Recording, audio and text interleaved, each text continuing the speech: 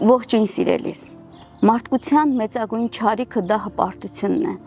Աստված բազմիցս զգուշացնում է իր ժողովրդին, որպեսզի չհպարտանա, քանի որ բոլոր անկումների պատճառը հպարտությունն է, եւ Աստծո խոսքն ասում է, որ անկումից առաջ գալիս է հպարտությունը, բայց Տիրոջ բարեհաճությունը խոնարհների հետ է։ Առաջի Թագավորաց 2:2 գրված է. այլևս հպարտությամբ մի պարծենաք, թող մեծախոսություն դուրս չգա ձեր բերանից, քանզի Տերն է գիտությունների Աստվածը եւ նա է կշռում գործերը։ Գիտես, սիրելիս, Աստված է կշռում մեր բոլորի գործերը եւ Աստծո խոսքն ասում է, որ մեր բոլորի գործերը կրակով է փորձվելու եւ ամենակարևորը Աստված նայելու է մեր ամեն արարքի դրդապատճառը։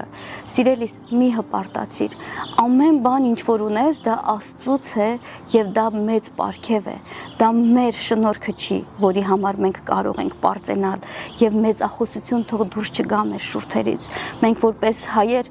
շատ ենք դրանից տուժել։ Եկեք խոնարհ լինենք, որպեսզի Տիրոջը հաճելի լինենք, քանի որ շարունակության մեջ այստեղ ասում է 7-րդ խոսքում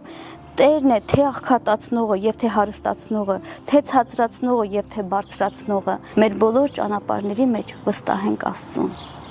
Աստված օրհնի քեզ։